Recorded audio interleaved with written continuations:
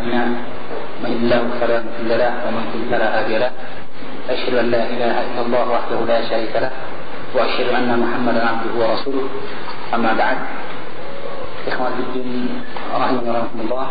Alhamdulillah kita melanjutkan pembahasan kita dalam pembahasan tentang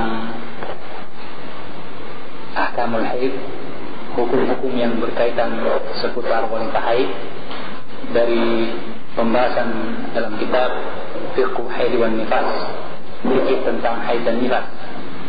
Dan insyaallah kita akan memasuki pada hukum yang ketiga, di mana hukum yang pertama dahulu adalah tentang masalah salat dan yang kedua adalah tentang masalah puasa, dan untuk yang ketiga ini dia adalah pembahasan seputar masalah haji.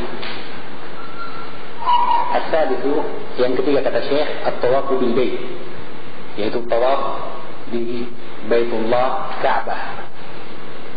Maka tentunya wanita yang haid diharamkan baginya melaksanakan tawaf di Ka'bah Baitullah, baik dia tawaf yang hukumnya wajib seperti tawaf ifadah ataupun yang sunnah seperti tawaf al-qudum.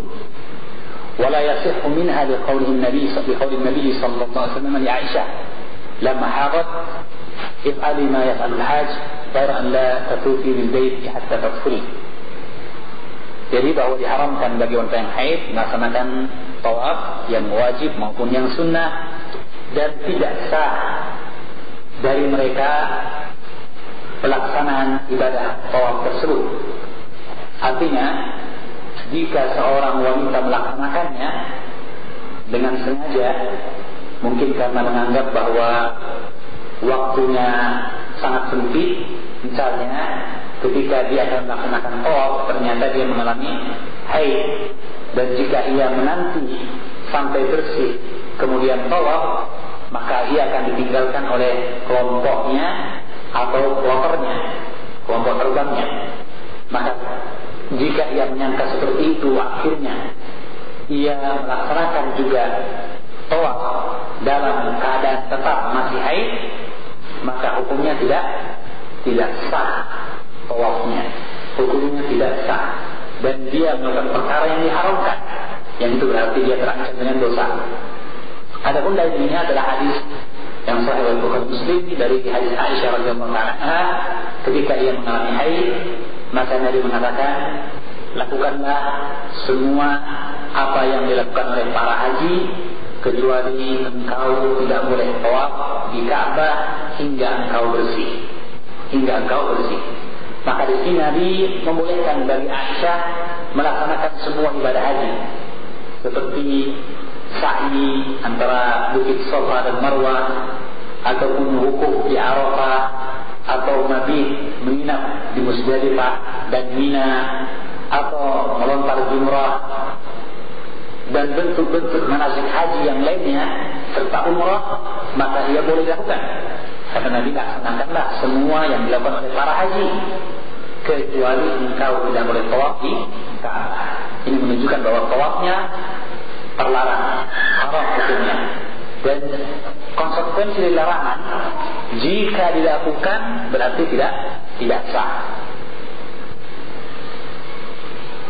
Maka dikatakan oleh Syekh Utsaimin, wa ala hadha فلو طالت الأنثى وهي طاهر ثم خرج الحيض بعد الطواف مباشرة أو في أثناء السعي فلا حرج في ذلك. Jika seorang wanita sedang melaksanakan tawaf dalam keadaan suci, kemudian tiba-tiba ia mengeluarkan haid setelah tawafnya langsung, atau ketika sedang sa'i, maka tidak ada dosa baginya dan hajinya sah, karena dia telah selesai melaksanakan ibadah tawaf, ya. Maka tidak ada masalah. Adapun jika dia belum melaksanakan tawaf, maka tidak boleh dia melaksanakan tawaf tersebut, dan dia menunggu sampai bersih barulah boleh melaksanakan tawaf tersebut. Baik, ya, demikian pendapat para ulama, yang menjadi pendapat jumhur ulama, karena keterangan yang sore dari hadis Nabi Sallallahu Alaihi Wasallam. Tetapi ditayangkan di sini dalam syarah Mumti karangan Syekh Muhammad bin Shalih Al-Utsaimin rahimahullah taala, di pertama halaman 331 sampai 332, beliau menjelaskan satu hukum di mana beliau mengatakan jika wanita terpaksa melaksanakan tawaf, artinya bahwa dia dalam keadaan haid dan belum melaksanakan tawaf ifadah, yang jika ia menunda pelaksanaan tawaf itu, maka sesungguhnya kelompoknya tidak menunggunya lagi, maka dalam keadaan seperti ini dibolehkan baginya tawaf meskipun dalam keadaan haid. Dan ini adalah pilihan dan yang dirajihkan oleh Syekhul Islam Ibn Taimiyah dan yang dipilih oleh Syekh Muhammad bin Shalih Al-Utsaimin. Artinya bahwa hukum yang disebutkan tadi ini hukum asal tentang haram dan tidak sahnya. Namun jika dia dalam satu kelompok yang kelompoknya tidak bisa menunggu, telah terjadwal keberangkatannya dan sebagainya, dan sang wanita mengetahui bahwa haidnya biasanya tidak akan selesai kecuali setelah beberapa hari, misalnya 8 hari atau mungkin 15 hari haid misalnya, ya kan? Mungkin kan 15 hari dia mengalami haid. Yang itu berarti kloter terakhir yang berangkat dari Indonesia sudah tiba di Indonesia mungkin, ya. Maka kalau begitu, jika keadaannya seperti ini, maka disebut dia keadaan idrar, keadaan darurat. Dan dalam keadaan darurat ini, Syekh Ibn Utsaimin, demikian pula Ibn Taimiyah sebelumnya, berpendapat dia melaksanakan tawaf. Kenapa? Fattaqullaha mastata'tum. Bertakwalah kepada Allah menurut kemampuan kalian. Ya, ma amartukum bi fa'tu minhu mastata'tum. Maka semampu kalian melaksanakan perintah Nabi sallallahu alaihi wasallam. Adapun di sini dia tidak mungkin melaksanakan perintah itu. Kenapa?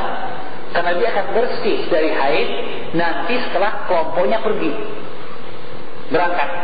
Dan dia tidak ada yang mengantarnya, tidak ada yang menuntunnya, dan dikhawatirkan dari hilang. Bahwa Ka'bah bukan atau tanah haram bukanlah kampungnya. Dia tidak mengetahui jalan-jalannya, tidak mengetahui cara. Dia harus pulang bersama rombongannya dan datang lagi tahun berikutnya untuk melaksanakan tawaf yang tertinggal. Ada masalah di situ. Apa? Sebab dia berarti termasuk orang tertahan dari tawaf, dan berarti dia pulang ke Indonesia misalnya, bahkan menunggu tahun berikutnya terus dalam pakaian ihram. Bayangkan, ya. Maka dia terus berpakaian ihram, dan kemudian ya seandainya pun dia bisa berangkat tahun depan, ongkos haji berapa? Ya, 20 juta lebih, ya kan? Jadi kalau sudah habis uangnya sekarang terpakai untuk berangkat haji, ya sulit diharapkan bahwa dia punya sejumlah uang lagi yang cukup untuk berangkat haji tahun berikutnya untuk menebus apa yang perlu dilaksanakan. Dan kalaupun ada uang dan dia sanggup berihram terus selama setahun, jangan sampai dia berangkat haji terus mengalami haid lagi, ya, maka masyarakat yang besar. Sedangkan Allah telah berfirman, wa ma ja'ala alaikum fid din min haraj. Dan Allah tidak menjadikan dalam agama ini satu bentuk kesempitan sama sekali. Dan bahwasanya Rasulullah mengatakan, yassiru wala tu'assiru, mudahkanlah dan jangan diberat-beratkan.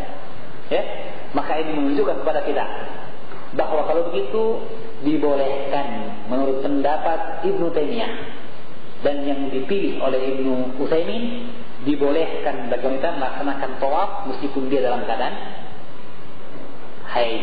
Ingat, ini untuk keadaan darurat.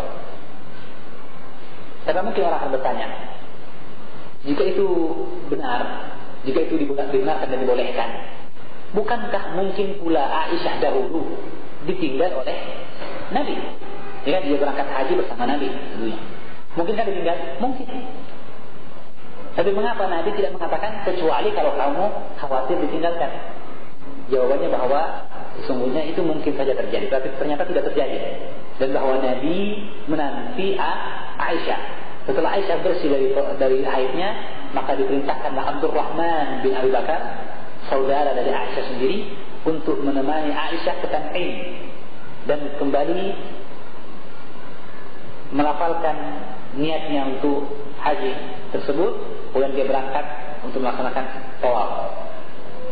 Maka ini yang terjadi.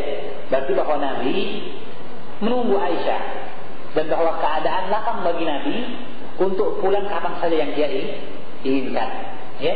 Adapun seorang yang berangkat dalam rombongan haji, yang keberangkatan dan kepulangan mereka ke negeri asal mereka telah jadwalkan dan tentukan, dan mereka tidak punya penuntun yang mungkin untuk mengarahkan mereka dan mengantar mereka pulang dengan selamat ke tempat asalnya, maka ini keadaan darurat.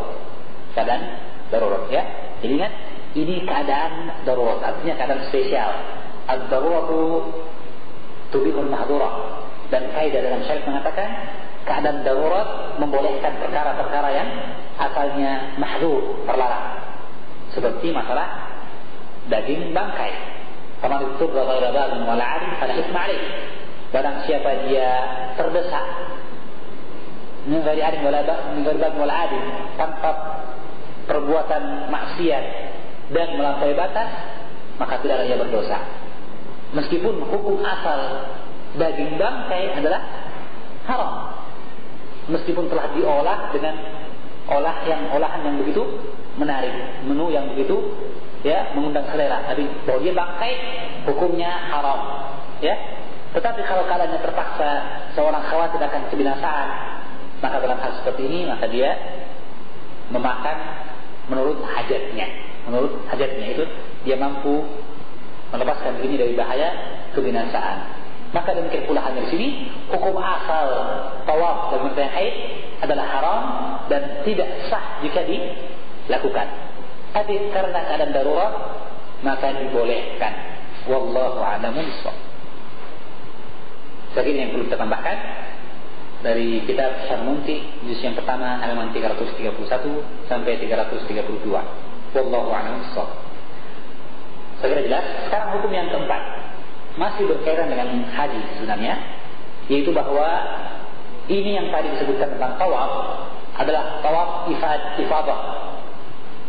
Tawaf ifadah, ya. Adapun jika yang ditinggalkan adalah tawaf wada', jadi bahwa dia adalah tawaf yang disunnahkan setelah akan berangkat menuju negeri asal.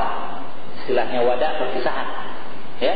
Jadi disyariatkan oleh Nabi SAW ayyakuna akhir ahdihim bil-bait, agar orang yang haji maka kesempatan terakhir mereka sebelum pulang adalah tawaf di Ka'bah. Disebut dia tawaf wada', tawaf perpisahan. Nah, jika seorang wanita telah melaksanakan ibadah haji, semua aktivitas ibadah haji yang sempurna kecuali tawaf wada', kemudian ia mengalami haid, maka dia tidak perlu menunggu bersih dari haid.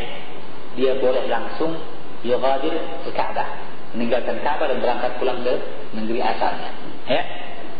Maka kata Syekh, fa idza akmalat al-unta manasik al-hajj wal umrah thumma hadat qabla al-khuruj ila baladiha wastamarra biha al-hayd ila khurujiha fa innaha takhruju bila wida'in atau bila wada'in.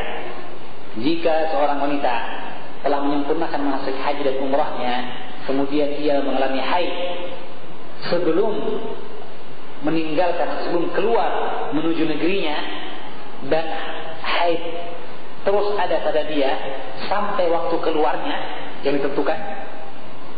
Jadi hukum asalnya dia tunggu dulu, ya. Jika mungkin bahwa sebelum kelompoknya pulang ke Indonesia dia masih sempat bersih, maka dia tawaf wada dulu. Tapi kalau ternyata dapat saja ada sampai akhirnya dijadwalkan kopernya sudah harus meninggalkan Mekah, maka kalau begitu fa innaha takhruju, maka sang wanita boleh keluar bila wada', meskipun tidak ada tawaf wada'. Dalam hadis muttafaq alaihi dari hadis Abdullah bin Abbas radhiyallahu ta'ala anhuma, qala, dia berkata, umira an-nasu an yakuna akhir ahdihim bil bait. Manusia diperintahkan agar akhir pertemuan mereka adalah dengan Ka'bah. Ini maksudnya perintah tawaf wada. Illa annahu, hanya saja Allah atau hanya saja beliau sallallahu alaihi wasallam khaffafa an al-mar'atil haidhi, meringankan bagi wanita yang haid. Meringankan bagi wanita yang haid. Artinya diringankan, boleh bagi mereka tidak melaksanakannya jika mereka mengalami haid. Jika mereka mengalami haid. Kemudian kata Syekh, wala yustahabbu lil haidhi inda al-wida' atau inda al-wada' an ta'tiya ila bab al-masjid al-haram wa tad'u, lianna dhalika lam yarid an an-nabi sallallahu alaihi wasallam. Kemudian setelah itu Syekh membantah apa yang dilihat oleh sebagian ulama dan dilakukan oleh kebanyakan wanita yang haid. Ketika mereka akan meninggalkan Makkah dan terhalangi untuk melaksanakan tawaf wada karena haid, maka sebagian orang mengatakan kalau begitu lebih baik dia datang ke depan pintu masjid dan berdoa di situ. Karena untuk tawaf tidak mungkin, tidak boleh, dan juga masuk masjid menurut mereka tidak boleh wanita haid masuk ke dalam masjid. Kalau begitu apa? Dia di luar masjid saja, di depan pintu masjid, dan dia berdoa sebagai pengganti dari apa yang seharusnya dilakukan dari tawaf wada. Maka Syekh membantah hal tersebut. Beliau mengatakan ini bukanlah perkara yang disunnahkan. Kenapa? Lianna dzalika lam yarid an Nabi sallallahu alaihi wasallam. Karena tidak ada keterangan dari Nabi tentang perkara seperti itu. Kita tahu bahwa wanita yang haid pastilah ada pada zaman Nabi. Kenapa? Karena dia perkara yang telah Allah takdirkan. Inna hadza syai'un katabahu Allah ala banati Adam. Dan wanita zaman sekarang tidak jauh beda dengan wanita pada zaman Nabi sallallahu alaihi wasallam dari segi mengalami haid dan nifas. Kalau begitu pasti ada di antara mereka yang mengalami haid ketika akan melaksanakan tawaf wada. Nah, tidak ada keterangan Nabi memerintahkan mereka untuk berdoa di depan pintu masjid. Ya, tidak ada anjuran dari Nabi. Tidak ada pula kejadian para sahabat melakukannya dari para sahabiah. Ya, maka kalau begitu tidaklah ada hukum tentang hal ini. Wal ibadat mabniyatun 'ala al-warid, bal al-warid an-nabi yaqtadi khilaf dzalik. Dan ibadat itu dibangun di atas keterangan yang datang dari Nabi. Bahkan yang datang dari Nabi menunjukkan pertentangan dengan keadaan tersebut. Yaitu dalam sebuah kisah di mana Sofiyah binti Huyai, istri Nabi sallallahu alaihi wasallam, mengalami haid setelah dia melaksanakan tawaf ifadah. Maka Nabi mengatakan kepadanya, faltanfur idan. Jadi bahwa dia mengalami haid, Sofiyah binti Huyai, istri Nabi ini mengalami haid setelah dia melaksanakan tawaf ifadah. Maka yang tersisa adalah tawaf wada. Maka dia mengatakan faltanfur idan. Kalau begitu silakan engkau pergi. Artinya meninggalkan Makkah bersama-sama kami. Muttafaqun alaih. Ya, maka Nabi tidak perintahkan Sofiyah untuk datang ke depan pintu Masjidil Haram. Ya, seandainya disyariatkan, pasti Nabi akan mengatakan, ya, kalau begitu sebelum pergi kamu datang dulu ke pintu masjid dan berdoa. Ini tidak. Nabi hanya mengatakan faltanfur idan. Kalau begitu engkau silakan untuk berangkat. Artinya boleh. Seperti dalam buat nafas tadi, bahwa Rasulullah khaffafa al-mar'atil haidhi. Beliau meringankan bagi wanita yang haid. Dan meringankan berarti rukhsah, keringanan. Ya, wallahu a'lamu bis-shawab. Wa amma tawaful haji wal umrah fala yasqutu anha bal tatufu ila tahara. Adapun tawaf haji dan umrah maka tidak gugur dan dia tetap melaksanakan tawaf tersebut jika telah bersih dari haid. Jadi ditunggu sampai dia bersih dari haid, kemudian dilaksanakan tawaf haji dan tawaf umrah tersebut. Baik, saya kira jelas tentang masalah haji. Dan mungkin karena mungkin masih agak jauh waktu bagi kita untuk melaksanakan ibadah haji. Oleh karena itu, ya, bagi para akhwat maupun bagi ikhwan, masalah seperti ini mungkin kurang begitu mendapatkan perhatian dan kurang begitu dibahas panjang lebar ya kan, karena belum waktunya ya. Adapun jika sudah mampu maka hendaklah bersiap dengan pengetahuan seputar masalah ini ya. Nah, kita masuk sekarang pada masalah yang lain yang dia tentu saja masalah yang sangat penting sekali bagi wanita yang haid. Apa itu? Al-khamis, yang kelima, al-maktu fil masjid. Al-maktu fil masjid, yaitu berdiam di masjid. Berdiam di masjid. Nah, ini masalah yang penting sekali ya. Masalah krusial kata orang ya. Kata Syekh, فيحرم على الحائض أن تمكث في المسجد حتى مصلى العيد. Diharamkan bagi wanita yang haid untuk berdiam di masjid meskipun itu lapangan salat Id. Meskipun itu lapangan salat Id. Yahrum 'alaiha an tamkuthu fihi. Diharamkan baginya untuk berdiam di sana. Adapun dasar hadis Ummu Atiyah radhiyallahu taala anha sahih Bukhari Muslim di mana Nabi sallallahu bersabda, "Ya'ul awatiq wa dawatul khudur wal hijab." Keluar wanita-wanita yang merdeka, adik yang telah balik, wa dawatul khudur, dan pemilik kamar-kamar pimitan. Khudur yang ada di khidrin, dia adalah kamar pada binayatul hujatul binayatul bait, sebuah kamar pada tepi rumah, pada sisi rumah yang dia dikhususkan bagi wanita yang telah menginjak usia dewasa, yang telah siap untuk menikah ya. Dalam istilah kita kamar pimitan ya. Maka Nabi memerintahkan dikeluarkannya wanita-wanita yang telah balik dan pemilik kamar ini, wal khiyar, dan wanita haid. Wa fihi, dan dalam riwayat tersebut disebutkan, wa ya'tazilul khiyar al-musalla, dan wanita yang haid menjauhi musalla.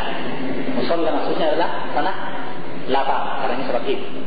Dan Nabi tidak pernah sholat Id kecuali di tanah lapang atau di lapangan ya. Maka Syekh Ibnu Utsaimin, demikian pula jumhur ulama, menggunakan keterangan pada akhir hadis wa yahtazilu al-qiyadu al-musalla, bahwa wanita yang haid menjauhi tanah lapang sebagai dasar dan dalil bahwa wanita yang haid tidak boleh masuk ke masjid.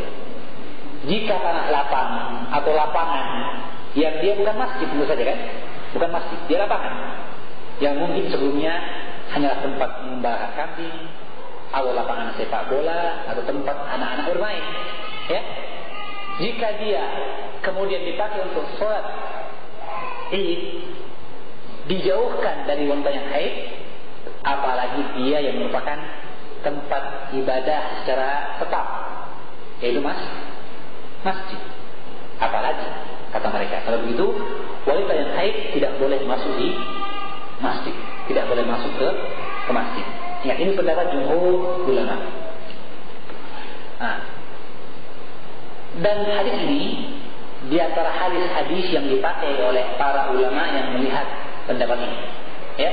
Mereka juga membawakan dalil yang lain, dalil ketika Nabi beriktikaf dan beliau kemudian disisir rambutnya dan dicuci oleh Aisyah istrinya, dan beliau di masjid dan Aisyah sedang di kamarnya, dan kamar Aisyah di samping masjid, di jauh masjid ya. Maka kata mereka, Nabi tidak memanggil Aisyah untuk masuk ke masjid ya, tetapi dicuci dengan rambut Rasulullah ke kamar Aisyah, dan kemudian Aisyah mencuci dari dalam kamarnya dalam keadaan beliau haid. Maka ini menunjukkan bahwa dia atau tidak boleh ya. Juga keterangan-keterangan seputar masalah ketika hadis riwayat Muslim, ketika Nabi meminta kepada Aisyah radhiyallahu taala anha tikar ya, di mana kata beliau, nawirni khumrah, tolong ambilkan saya khumrah. Maka Aisyah mengatakan, inni haidun, saya sedang mengalami haid. Maka Nabi mengatakan, inna haidata laysat biyadiki, sesungguhnya haidmu bukanlah ada pada tanganmu. Tidak haidah, inni haidun, saya sedang mengalami haid. Maka Nabi mengatakan inna haidata laysat biyadihi, sesungguhnya haidmu bukanlah ada pada tanganmu, tidak pada tanganmu.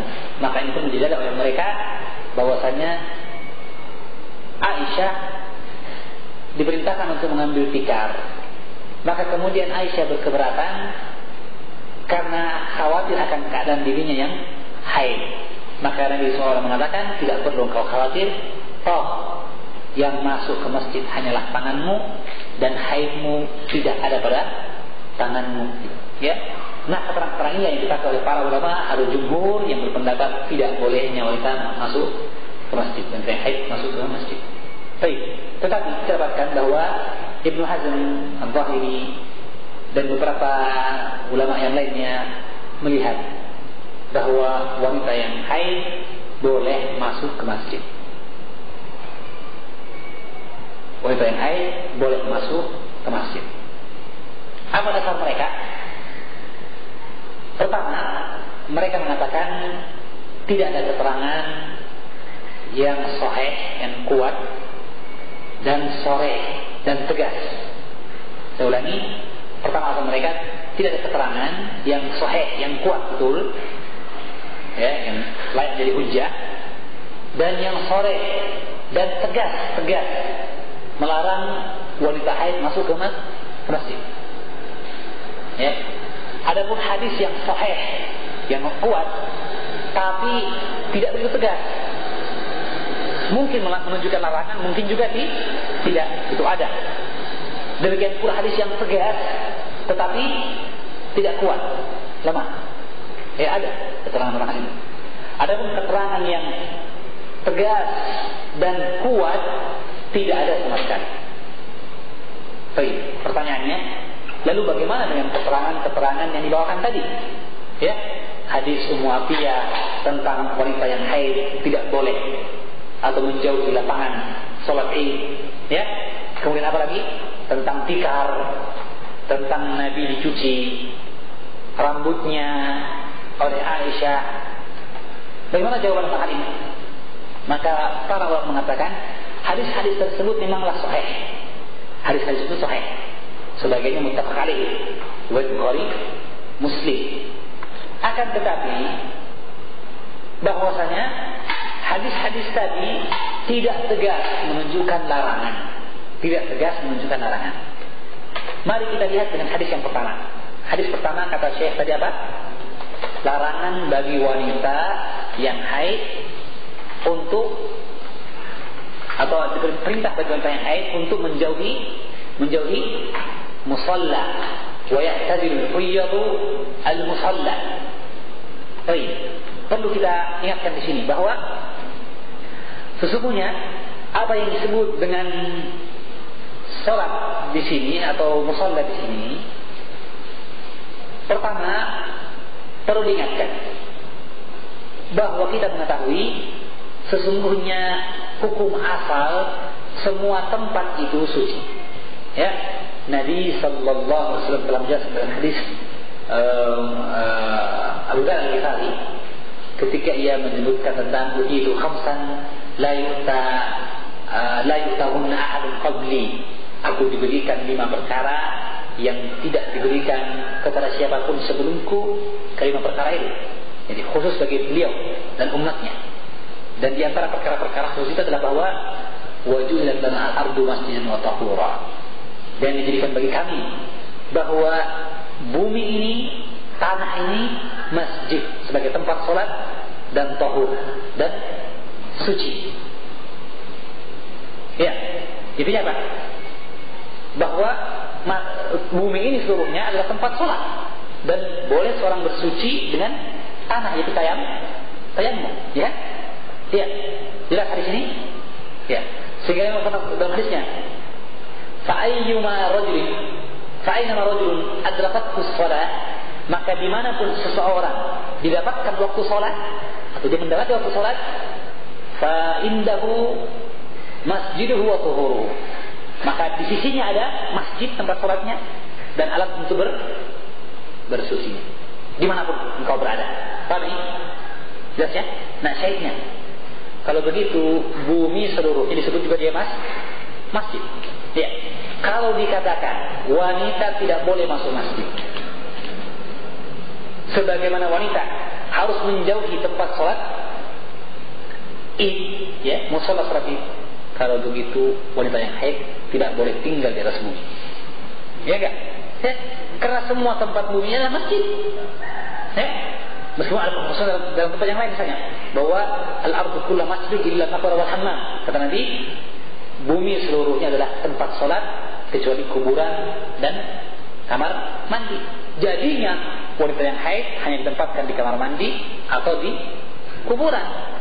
Dan tidak seorang pun di antara para ulama yang berpendapat seperti ini ya. Ya. Wanita haid boleh tinggal di mana saja. Ya. Padahal disebutkan bahwa tempat-tempat yang lain tadi masjid. Masjid juga. Yang ini lebih tegas kan dibanding musalla. Ya. Kemudian tadi bahwa katanya wanita yang haid diperintahkan menjauhi musalla, tanah lapang ya kan. Sedangkan tadi kata apa? Bumi seluruhnya masjid, itu tegas. Masjid katanya masjid ya. Kalau diperintahkan menjauhi masjid, berarti kalau begitu tidak boleh tinggal di bumi ini. Ya, dan ini tidak seorang pun antara ulama kenapa seperti itu. Dan mereka hanya mengkhususkan keadaan dengan masjid. Tapi Syekh Utsaimin menggunakan hadis ini sebagai dalil. Jadi memberi kesan bahwa berarti bukan hanya masjid dalam arti bangunan masjid, tapi juga setiap tempat yang digunakan untuk sholat, termasuk tanah lapang. Ya, dan itu adalah perkara yang berat, masyaqqah. Dan kedua, tidak ada seorang pun di antara para ulama yang berpendapat seperti itu. Adapun masjid betul, adapun tanah lapang atau tanah-tanah yang lain tidak ada. Ya, jadi satu sisi. Ya. Kemudian sisi yang kedua bahwa i'tizalul huyyat al-musalla, perintah untuk menjauhi tempat sholat ini, dari keterangan para ulama kita dapatkan bahwa yang dimaksud dengan musalla maksudnya di sini adalah sholat. Wa ya'tazilul huyyatu al-musalla as-sholat, yaitu bahwa wanita yang haid menjauhi sholat artinya tidak sholat. Ya. Jadi maksudnya keterangan untuk memerintahkan wanita yang haid untuk keluar dan menyaksikan kebaikan pada hari itu dan doanya orang-orang muslim. Ya. Tetapi adapun untuk sholat, maka mereka tidak boleh sholat. Itu maksudnya. Ya. Dan kata para ulama seperti kata Mustafa Adawi dalam kitab Jami' an-Nisa bahwa mungkin terjadi tempat, digunakan kalimat tempat untuk menunjukkan larangan akan amalan. Disebutkan tempat, tapi yang maksud adalah amal perbuatan di situ. Coba dalam surah Al-Jin, firman Allah Subhanahu wa taala, "Wa annal masajida lillah fala tad'u ma'allahi ahada." Sesungguhnya masjid adalah milik Allah Subhanahu wa ta'ala. Fala tad'u ma'allahi ahada. Maka jangan engkau berdoa kepada Allah, jangan engkau berdoa kepada selain Allah siapapun dia. Fala tad'u ma'allahi ahada. Janganlah engkau berdoa kepada Allah dan kepada selain Allah siapapun dia. Disebutkan masjid dan disebutkan larangan untuk menyebutkan Allah dalam doa. Makanya maksud dengan masjidnya adalah doa. Karena itu bagi ulama nafsir kata apa? Ayat ini keterangan yang menunjukkan tidak bolehnya salat kecuali untuk Allah. Wa anna salata lillahi fala tad'u Allah. Karena salat adalah doa. As-salat buat doa. Al-khiyat doa. Salat adalah doa. Ya. Maka sesungguhnya salat-salat itu adalah milik Allah. Inna salati wa nusuki wa mahyaya fasholli li rabbika wanhar. Ya, sesungguhnya salat itu adalah milik Allah, maka janganlah engkau menyeru. Karena salat menyeru kepada Allah dan selain Allah siapapun dia, kan? Maka di sini disebutkan masajid, tapi yang dimaksud adalah as-sujud. Wa anna as-sujuda lillah, wa anna as-salata lillah. Fala tad'u. Ya, maka ini akan terjadi. Sering terjadi pula disebutkan tentang masalah amal, tapi yang diinginkan tempatnya, ya. Dan itu biasa terjadi dalam apa? Al-Quran di dalam ayat yang disebutkan juga sama dengan tadi as-sajdah, Allah la quddimat sawami wa bi'u wa salawatun wa masajid. Dan akan dihancurkan sawami, yaitu kuil-kuil, wa bi'u kelenteng-kelenteng atau tempat ibadah. Sawami gereja, sawma tempat orang Nasrani. Bi'un adalah tempatnya orang-orang Yahudi, ya. Akan dihancurkanlah gereja-gereja dan kelenteng-kelenteng, yaitu kuil-kuilnya orang Yahudi. Wa salawatun wa masajid, dan salawat dihancurkan. Apa salawat artinya dihancurkan? Tidak mungkin selalu dihancurkan. Yang dihancurkan apa? Tempat ibadah salat. Wa salawatun wa masajid. Maka salawatnya ada tempat-tempat salat di masjid. Ada pengulangan, ya. Maka ini menunjukkan kepada kita akan dihancur semua tempat-tempat ibadah ini. Maka kadang terjadi seperti itu. Maka kalau di sini disebutkan bahwa wanita yang haid menjauhi musalla tempat salat, itu bukan berarti menjauhi tempat salatnya, tapi bahwa dia adalah tidak melaksanakan salat id karena dalam keadaan haid.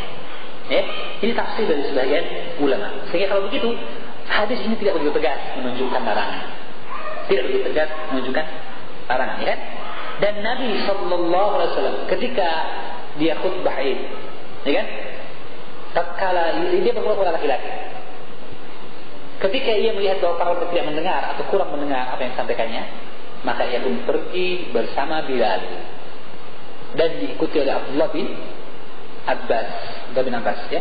Maka Rasulullah berkhutbah kepada para wanita sekali lagi dan memerintahkan mereka untuk bersedekah, tasaddaqna, ya, sampai kemudian Bilal menghafalkan kainnya dan mengumpulkan apa yang dilemparkan dari cincin, gelang, anting-anting, ya, yang dilemparkan ke dalam kantong dari kain dari Bilal. Dan Ibnu Abbas ketika itu masuk pada wanita masih kecil, ya, dimakan karena karena saya kecil masih mungkin untuk masuk dan melihat, oh ternyata begitu, ya.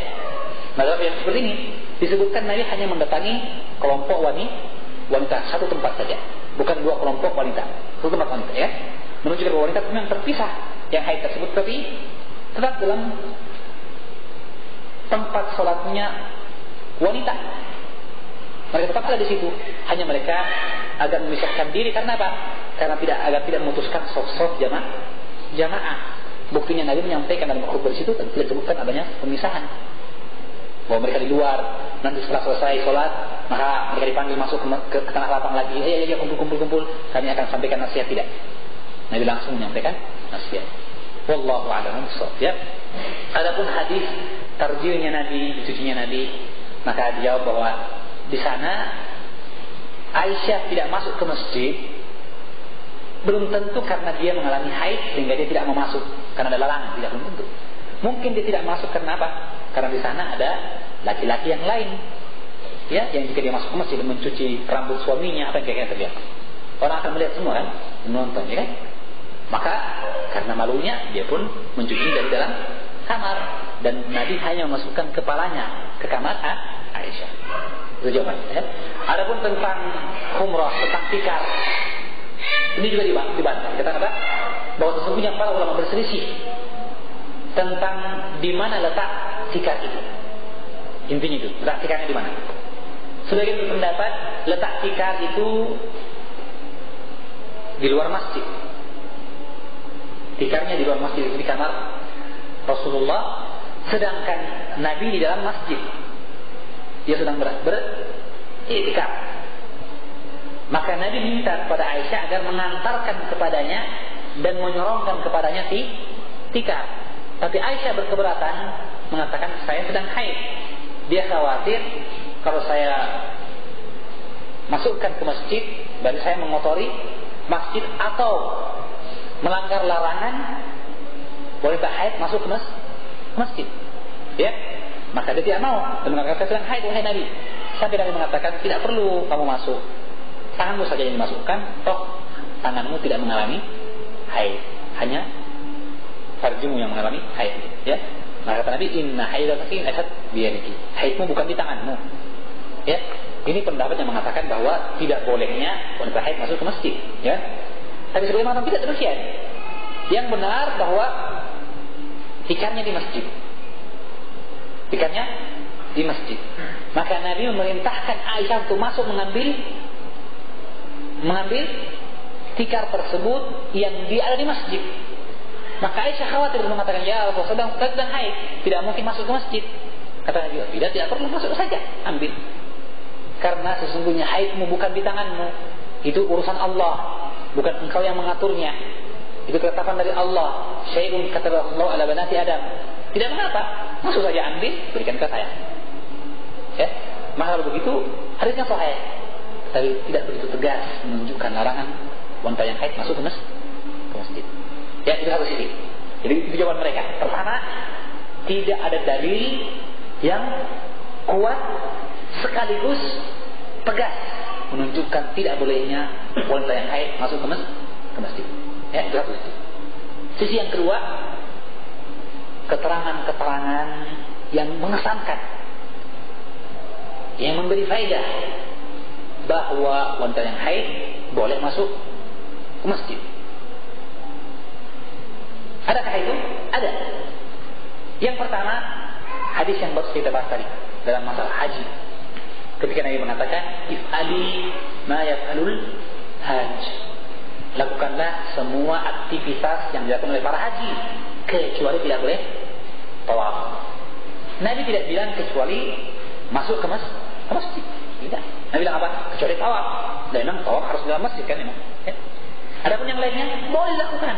Sa'ika, wukuf di Arafah. Demikian pula kalau masuk ke masjid, jemput suamimu misalnya, ya, atau ambil barang, semua aktivitas termasuk membaca Al-Quran. Maka Nabi tidak mengecualikan bagi para wanita yang haid kecuali aktivitas tawaf. Itu dilarang. Adapun yang lain boleh, termasuk jika dia masuk ke masjid tadi. Ya, itu keterangannya. Ya. Juga di antara keterangan-keterangan yang menunjukkan hal ini adalah bahwa sesungguhnya dalam hadis Sahih Bukhari disebutkan tentang al-ma'tus sauda allati kanat taqumul masjid, tentang wanita hitam yang dia mengumpuli kotornya ada dalam masjid, membersihkan masjid. Ya.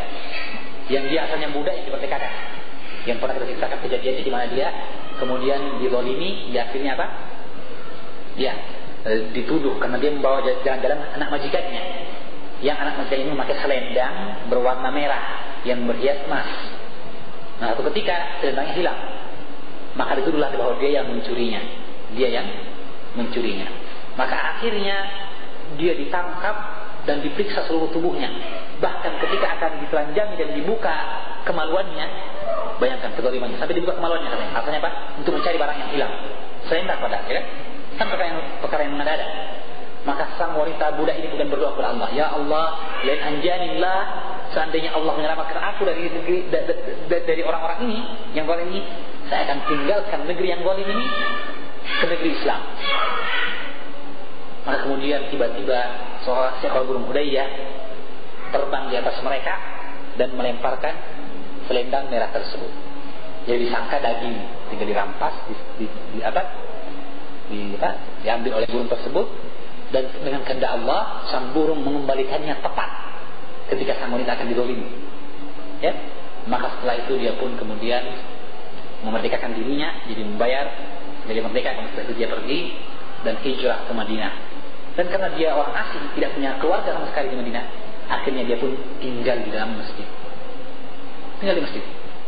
Menunjukkan wanita boleh tinggal dan tidur di masjid. Tentunya asalkan aman dari fitnah. Ya, asalkan aman dari fitnah. Maka ini menunjukkan bolehnya.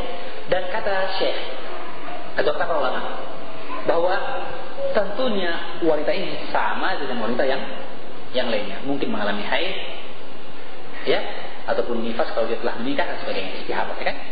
Dan ternyata tidak ada keterangan sama sekali bahwa dia dibolehkan tinggal di masjid kecuali kalau sedang haid, harus tinggal di rumah saudaranya yang lain atau saudara Islam maksudnya. Tidak ada keterangan lain. Disebutkan bahwa dia hanya tapi itu di masjid, dia tidur di masjid. Dan tidur ini berarti umum, ya kan? apalagi dalam waktu malam harinya, baik ia dalam keadaan haid maupun tidak haid. Ya, maka ini memberi kesan kepada kita bahwa ternyata wanita yang haid boleh masuk ke masjid. Ya, dan yang terakhir, sudah cukupkan dengan ini. Dari tersebut bahwa baratul asliyah, hukum asal, istishabul hal dalam kaidah usul fikih apa? Hukum asal bolehnya sampai ada keterangan yang melarang. Ya, selama tidak ada keterangan yang melarang, maka tidak boleh kita beratkan wanita untuk datang ke masjid, mendengarkan kajian ataupun berzikir kepada Allah, manakala tidak ada keterangan yang melarang mereka dengan syarat aman dari ternajisinya masjid dengan darah haid mereka. Jadi mereka menyiapkan diri dengan bekal yang cukup untuk mencegah terjadinya atau pengotoran masjid oleh haid yang ada pada mereka itu. Wallahu a'lam bishawab. Dan ini keterangan yang kuat yang dengan itu Syekh Mustafa Ali merujukkan pendapat yang mengatakan tidak ada larangan bagi wanita yang haid untuk masuk ke masjid. Tetapi ini saya ingatkan satu perkara yang penting itu apa? Sesungguhnya telah diperintahkan bagi kita untuk menghindarkan perkara-perkara yang syubhat. Pemerintah syubhat oleh sabra ini warifin. Barang siapa menjauhi perkara syubhat yang meragukan yang samar, maka ia telah melindungi dan membebaskan agama dan kehormatannya dari tuduhan. Artinya dalam keadaan seperti ini, perkara khilaf dan jumhur mengatakan tidak boleh. Kalau begitu kita mengatakan wanita boleh masuk ke masjid jika ada hajat. Jika ada hajat, itu menghadiri majelis taklim, ya dan sebagainya. Adapun jika tidak ada hajat, maka tidak perlu mereka masuk ke masjid. Bahkan seharusnya menghindari hal itu. Kenapa? Karena keterangan dari para ulama seputar tidak bolehnya wanita haid masuk ke masjid. Perkaranya khilafiyah, perkaranya kuat ya. Kalau begitu dia tidak masuk kecuali dalam keadaan hajat dibutuhkan. Dan meskipun sebagian ulama berpendapat bahwa meskipun ikut mengaji tidak boleh, seperti kata Syekh Jibril dan Syekh Ibnu Taimiyah, kata beliau cukup dia mendengarkan dari kaset atau yang lainnya. Tapi yang benar bolehnya, karena tidak ada keterangan yang kuat, yang tegas yang melarang, dan bahwa hukum asal menunjukkan bolehnya, dan bahwasanya ini berlaku ketika ada hajat. Wallahu a'lam bishawab. Baik, saya kira demikian.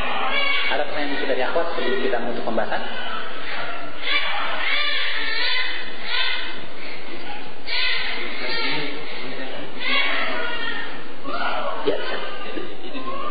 Ya. Bukan dulu. Pendapat Ibnu Hazm dan pendapat yang dulu oleh Syekh Mustafa Adawi ya, dan para muhaqqiqin dari ulama. Adapun jumhur, kebanyakan ulama mengatakan, saya mau mengatakan tidak boleh masuk masjid. Tapi yang kuat darinya adalah mengatakan bolehnya. Tapi karena adanya perselisihan mengatakan boleh jika ada hajat. Itu yang kuat Allah dan Rasul. Yang ambil adalah bolehnya. Jadi bolehnya masuk jika hajat. Itu yang kuat, yang benar. Ya, Allah dan Rasul. Adapun jika tidak ada kepentingan maka dihindari, ya. Karena kebanyakan ulama mengatakan tidak boleh, haram ya, berdosa, ya. Nah untuk berhati-hatinya kalau itu ya tinggalkan. Maksudnya wanita ini bertempat atau cuma sebentar? Bertempat atau sebentar, jadi masalah. Al-maktub, ya. Bertempat atau ya, gitu. Allah dan Rasul, ya. Ingat tadi ini jika hajat, ada hajat, ada kebutuhan gitu, seperti mendengarkan taklim, majelis taklim sebagainya. Ya. Dan ini fatwa yang harusnya atau ini perkara ini harus diingatkan kepada para haji yang akan berangkat ibadah haji. Banyak kejadian para ibu-ibu atau wanita yang sedang mengalami haid, maka mereka berkeyakinan tidak boleh masuk masjid. Akhirnya apa? Mereka ditinggal oleh mahram mereka, oleh keluarga mereka, dan kemudian akhirnya ternyata terjadi pemerkosaan bahkan pembunuhan. Salah seorang ikhwati Rasulullah haji, Pak Budi, ya, itu pun cerita bahwa di tempat hotel dia ada yang diperkosa 2 orang, tapi 1 orang sempat lari menyelamatkan diri, satunya lagi dibunuh, diperkosa dan dibunuh. Kenapa? Mereka tidak berangkat ke masjid haram, tinggal di hotel. Kenapa? Karena mereka mengalami haid. Namun ternyata ini repotnya, syaitan datang, dan banyak orang-orang yang ya berhati syaitan memang cari kesempatan, dan mereka punya kunci duplikat yang meskipun telah dikunci oleh suaminya dalam kamar, dia boleh keluar kamar. Tapi justru kemudian orang pun membukanya kemudian diperkosa, dan kalau diperkosa sangat tidak akan dibiarkan hidup, pasti dibunuh untuk menghilangkan jejak. Ya, karena itu diingatkan oleh para penuntun kloter biasanya bahwa apa? Jika haid sekalipun ibu-ibu haji yang sedang melaksanakan haji ikut suaminya ke masjid. Itu lebih aman baginya, lebih selamat. Ya, meskipun dia harus tinggal di masjid menunggu suami yang sedang melaksanakan tawaf atau aktivitas haji yang lain. Wallahu a'lam bishawab. Dan kalau dilarang samping masyakkah tadi, kesulitan yang luar biasa dan bahaya mengancam. Wallahu a'lam bishawab. Saya kira demikian. Jika benar dari Allah Subhanahu wa taala dan jika salah dari syaitan, Allah akan mengampuni dan kami mohon ampun kepada Allah Subhanahu wa taala. Subhanallah wa bihamdihi asyhadu an la ilaha illa anta astaghfiruka wa atubu ilaik. Wa sallallahu ala nabiyyina Muhammadin wa ala alihi wasallam.